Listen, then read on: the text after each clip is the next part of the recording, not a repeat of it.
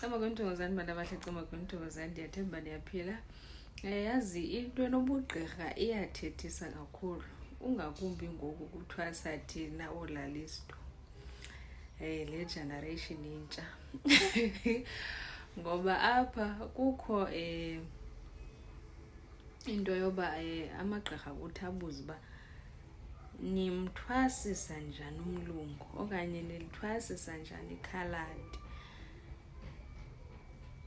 Ibuye ke ngokule nto ithi okanye abantu bakuthi babuye phaa besithi omnye umntu ongekho mnyama akakwazi ukuthwasa. Ngendlela endibona ngayo mhlawumbi noba batsho kanjalo. Uphinde ke ngosiyalibala ukuba ukuze kuzalwe umntu kuye kudibana abantu ababini. Umzekelo ke ngokwamaXhosa, amaXhosa ayakwazi ukuthandana nezinye iintlanga. Umntu ongusisi ongumXhosa uyakwazi ukuthandana noMpedi azale umntana, athandane nekhaladi azale umntana, athandane nomlungu azale umntana, athandane nomntu wangapha eMantla Afrika azale umntana. After emzele ke ngokulaa mntana, ekuhambeni kwexesha xa sele kufuneka uba laa mntana alungiselelwe nangokwelakhe icala, umaniseke uba abantu bayabhideka. Ngelo xesha laa mntu abe edibene nalaa ntlanga ingafaniyo naye. Xa sekufuneka ngoku kwenziwe imisebenzi yesintu umntu anga-andastendi. Alibali uba umntu uzalwa kwiindawo ezimbini okanye uzalwa ngabantu ababini. Kwenye igame ndikwintsebenzo e-East London. Ekuseni umzekelo ke mna xa ndiyohlamba abantu ndiye ndibahlambe ndigqibe. Umzekelo ngengomso ufumaniseka uba ndizawunika mna ke ngoku intsebenzo. Ekuseni ke ngoku ndiselwandle phaa eGunubi.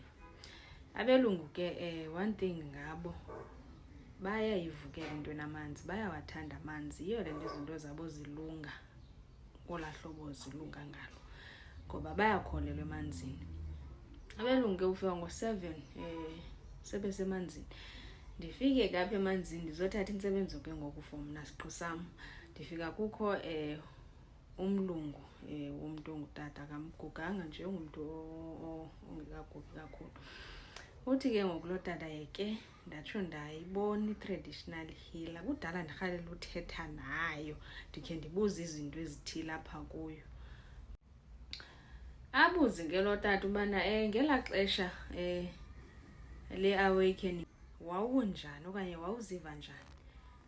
Ndiqonda uba tshini loo tata, undibuza lo mbuzo nami ndiqonda uba ndifuna ukumbuza ngawo uba like baba njani bona. Ndibe ndimxelela ke loo tata uba hayi, umzekelo mna ngelaa xesha le-awakening ndandigula kakhulu, ndaqabela ukugula. Umzekelo ke ufumaniseke uba ngelinye ixesha ndiba ne-ulcer, ufumaniseke ngelinye ixesha ndiyagula nje ngokomzimba. But ifeva ndizaya kwagqirha, ugqirha wava athetha into endiqonda uba nama ndiyiva ndonelanga yiyo. Okwesibini ke ngoku kwakho into ethi mandivele ndizi-isolate ebantwini. Umzekelo nje ndandigrova, ndayeka ugrova, ndathatha i-3 months yonke ndizivalele endlini, ndibuye emsebenzini ndizivalele, ndibuye emsebenzini ndizivalele. Nditsho ke ndithi hayi ndazi-isolate mna ebantwini. Ndandisiya emsebenzini ndibuye ndihlale endlini ndiphahle, and ke ngoku yandisebenzela loo nto. Ngapha koko ke ngoku kwafumaniseka uba kukho la maphupha ahlala ehleli efika ngokufika andikhokhela entsimbini. Ndibe ndim-explainela kanjalo ke ngoku. Ndibuze kuye ke mna kuba hayibo kwele nicala niba njani. Athi ke nakubana hayi, umzekelo nam ndagula ngolu hlobo olutsho ngayo, but ke ngoku thina uyifumaniseka uba unguloo mntu kofumana nezo therapy sessions, kodwa ixesha elininzi uyazi-isolate, uba wedwa endaweni okuyo, ungafuni kwamntu. Ndakhe ndithi uyakuvizithela nje yonke laa nto. Kodwa ke ngoku mna azange ndiphuphe ngale ndlela wena othi uphupha ii-beads ngayo. Abe esithi ke ngoku yena hayi, abe ndibonisa ifowuni yakhe ke athi uyabona mna ndandingaka. utyebile nyhani ke kule picture yakhe. Athi but jonga ngokuba ndingakanani. Ndibe ndisitsho ndikhuza loo ndithi hayi wehla mani. Abe sithi ewe ndavele ndehle emzimbeni. But ke ngoku mna amaphupha wam andiphuphisa yes amanzi. Amaphupha wam andiphuphisa abantu abarida ii-cards. Amaphupha wam andiphuphisa into ezifana no-gemstone. Xa ndimjonga apha esihlahleni ufakile izinto but ufake ke na ke ezi gemstones zabo, ufake nje izinto ezihlukileyo kunezi zethu sizifakayo which is thina sifaka intsimbi. Ndibe ndimxala ke mna ndisithi yabona ke ngokuthina kwelethu cala kubakho isiko ngapha kwengulo ngoba thina ingulo siyayisikozela.